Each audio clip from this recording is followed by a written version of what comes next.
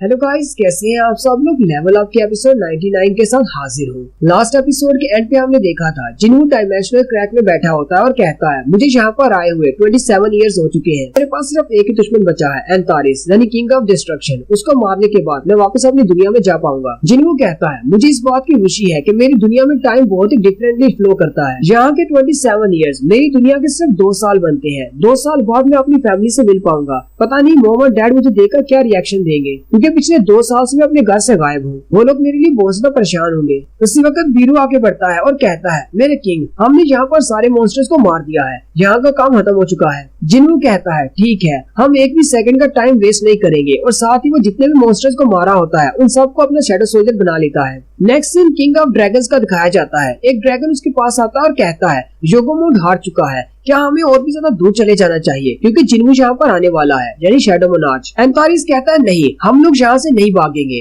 उसे आने दो, मुझे उसे यहीं पर फाइट करना होगी, मैं भाग भाग कर थक चुका हूँ। एंतारिस कहता है शैडो मोनार्च तो वाकई में बहुत ज्यादा अमेजिंग है, उसने मुझे बहुत ज्यादा चौंका दिया है। उसने कप ऑफ रीइंकार्नेशन को यूज किया ताकि वो अकेले हम सबको हरा सके और अपनी दुनिया को बचा ले। वहीं पर जिन्हू उसके सामने आ जाता है। शैडो मोनार्च कहता है मैंने कभी सोचा नहीं था कि मैं तुम्हें दोबारा जिंदा अपने सामने देख पाऊंगा, लेकिन अब वक्त आ चुका है, हम दोनों में से किसी एक को मरना होगा, वो भी हमेशा के लिए। मेरा नाम एंतारिस है, तुम्हारा नाम क्या है। जिन्हू से कहता है मेरा नाम जिन्हू है और मैं सेकंड शैडो मोनार्च हूँ। जिन्हू से कहता है अब क्या तुम्हें और भी कुछ पूछना है।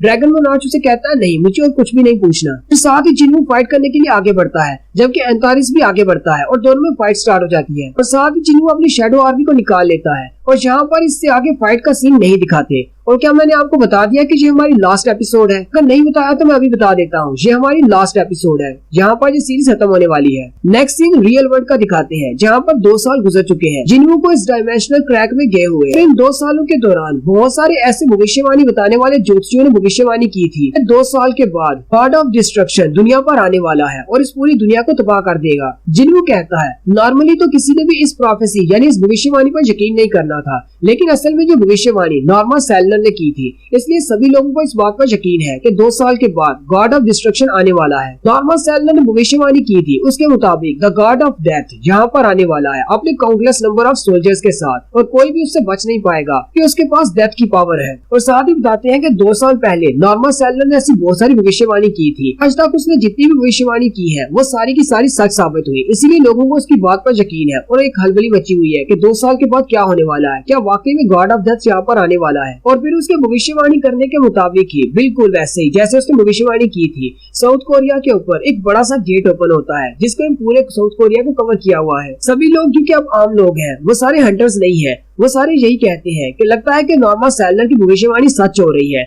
गॉड ऑफ डेथ यहाँ पर आने वाला है और वो सभी को मार डालेगा। सारे लोग उस गेट के नीचे खड़े होते हैं और कहते हैं पता नहीं इस गेट में से क्या निकलने वाला है। थोड़ी देर के बाद वो गेट ओपन होता है, वो कहते हैं इसमें तो क्रैक पड़ रहा है, लगता है कुछ चीज निकलने वाली है, लेकिन उस गेट में से कुछ भी नहीं निकलता, उन्हें कुछ भी दिखाई नहीं देता। लेकिन उसी वक्त दिखाते हैं जिन्हू उनके पीछे खड़ा होता है। उस बड़े से गेट के अंदर से जिन्हू निकलता है। जिन्हू जैसे आगे जाने लगता है, सामने एक बंदा फूलों का बुके लेकर खड़ा होता है। वो रूलर्स का एक मैसेंजर होता है जो कि इंसानी शक्ल में वहाँ पर आया होता है। वो आते ही उसे वेलकम कहता है और उसे कहता है क्या मैं तुम्हें संग जिनवू कहूँ या फिर शैडो मोनार्च कहूँ? मुझे नहीं लगा था कि तुम एक यंग लड़के की शक्ल में बाहर निकलोगे। जिनवू कहता है तो तुम क्या चाहते थे? मैं बड़ी हुई दाढ़ी और मूंछों के साथ बाहर निकलता, इस तरह तो लोग मुझे देखकर डर जाते। जिनवू कहता है ये तो बहुत ही अच्छी बात है, कम से कम कोई बंदा तो है जो मुझे वेलकम करने के लिए यहाँ पर मौजूद है। मैसेंजर कहता है रूलर्स को भी लगा था कि आप ये सब कुछ नहीं कर पाएंगे, अपने उन सारे मोनार्च को मारना इतना भी आसान काम नहीं था, लेकिन तुम वापस आ गए हो। लेकिन अभी जो मैं देख रहा हूँ तुम्हारे शैडो के अंदर बहुत सारे हजारों की तादाद में शैडो सोल्जर्स हैं, तुम पहले से भी बहुत ज्यादा स्ट्रॉन्ग हो चुके हो। जिन्हू से कहता है मुझे लगता है कि तुम यहाँ पर सिर्फ मुझे फूलों का बुके देने के लिए नहीं आए, चलो जल्दी से बताओ तुम यहाँ पर किस काम के लिए आए हो? और मैसेंजर उसे कहता है रूलर्स ने शैडो मोनार्च के लिए एक मैसेज भिजवाया है जो कि काफी लंबा होने वाला है, चलो किसी और जगह चल के बात करते हैं। जिन्हू से कहता है मुझे एक जगह याद है, वहाँ पर चलते हैं। वो इस मैसेंजर को आइसक्रीम कैफे में ले जाता है। वो उसे कहता है तुम यहाँ आइसक्रीम कैफे में क्यों आए हो? जिन्हू कहता है मैं इतने सालों तक अपने घर से दूर रहा हूँ,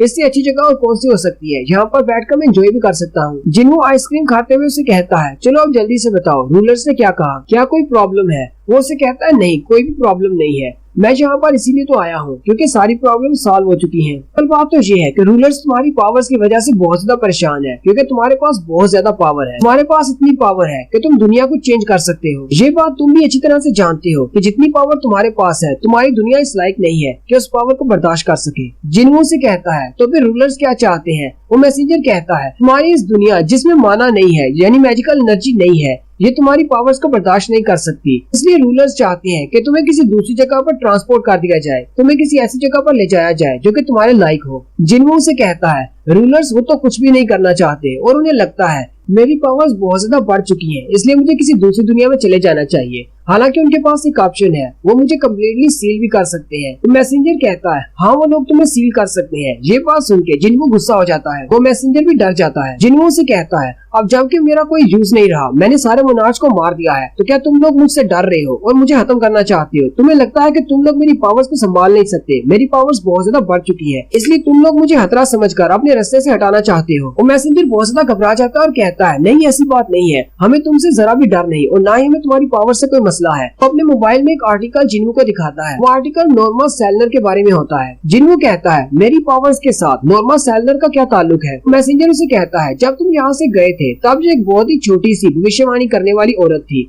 लेकिन जब तुम वापस आए तुम्हारी पावर्स इस दुनिया में वापस आई, तब से इसकी पावर्स बहुत ज्यादा बढ़ चुकी हैं। अब ये बहुत बड़ी बड़ी भविष्यवाणी करने लग गई है। जिन्हों से कहता है तो तुम्हारे कहने का मतलब है मेरे वापस आने की वजह से इस दुनिया में चेंजेस आ रहे हैं, यानी कि लोगों के पास दोबारा से मैजिकल पावर्स आ रही हैं। मैसेंजर उसे कहता है हाँ बिल्कुल, तुमने बिल्कुल ठीक समझा, लोगों के पास मैजिकल पावर्स आ रही हैं। जिन्हों से कहता है ठीक है हम लोग किसी और वक्त बात करेंगे, अभी तुम यहाँ से चले जाओ। वो मैसेंजर कहता है ठीक है मैं यहाँ से चला जाता हूँ और वो उठकर वहाँ से चला जाता है। जिन्हों कहता है अगर जिंदगी में हर किसी के पैदा होने के बाद एक फिक्स मकसद है उसका कि उसने अपनी जिंदगी में क्या करना है, तो मैंने अपना मकसद पूरा कर दिया है। मैं एक शैडो मोनार्च बना, मैंने बाकी के सारे मोनार्च को मार दिया, इस दुनिया को डिस्ट्रॉय होने से बचाया, इसका मतलब मेरा मकसद पूरा हो चुका है। तो क्या मुझे रूलर्स की बात मानकर किसी दूसरी जगह पर चले जाना चाहिए? इस जहन में एक सवाल है, क्या वाकई में मैं अब एक ऐसी चीज बन चुका हूँ जिसकी इस दुनिया को जरूरत नहीं, यानी कि मेरा इस दुनिया में जिंदा रहने का कोई भी मकसद नहीं बचा। इसी वक्त खिड़की के बाहर दिखाते हैं मिस चाइन जा रही होती है। जिन्हों बाहर की तरफ देखता है तो भागता हुआ बाहर आ जाता है। जिन्हों चाइन की तरफ देखता है और कहता है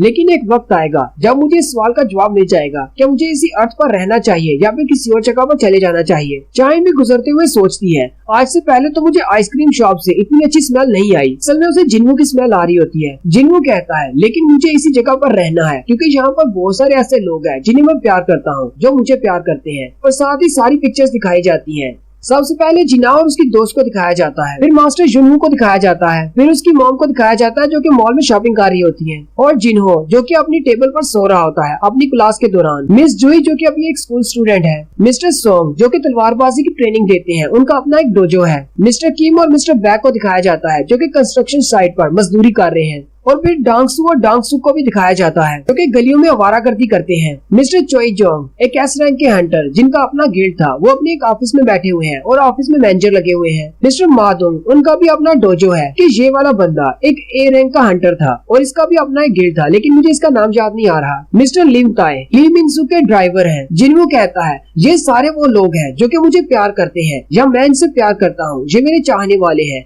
इन सब के लिए मुझे यहाँ पर रुकना होगा, मुझे दूसरी जगह पर नहीं जाना। और लास्ट में नॉर्मा सेलनर और थॉमस आंद्रे को दिखाते हैं जो कि गार्डनिंग कर रहा है। वूजिन और टाइशिक को भी दिखाते हैं और सबसे लास्ट पर चेयरमैन गोगानी को दिखाते हैं। जिन्हों कहता है मुझे अपने लिए कोई और मकसद ढूंढना होगा क्योंकि मुझे इसी दुनिया में जिंदा रहना है। चाइन पीछे की तरफ घूमती है तो उसके पीछे जिन्हों खड़ा होता है, वो दोनों एक दूसरे की तरफ देखते हैं और वहीं पर रुक जाते हैं। जिन्हों कहता है मुझे और किसी के लिए नहीं, तो चाइन के लिए यहीं पर रुकना होगा। और यहीं पर हमारी सोलो लेवलिंग का एंड हो जाता है। ये हमारा लास्ट चैप्टर था। आई होप आप लोगों ने इस सीरीज को बहुत ज्यादा एंजॉय किया होगा क्योंकि बीच में इसकी 1.5 महीने की ब्रेक आ गई थी क्योंकि कॉपीराइट स्ट्राइक्स आए थे, लेकिन फिर भी मैंने इसको हिम्मत करके कंप्लीट कर ही दिया है। तो नेक्स्ट सीरीज देखने के लिए मेरे चैनल जी फ्लिक्स के साथ बने रखिए। बहुत शुक्रिया।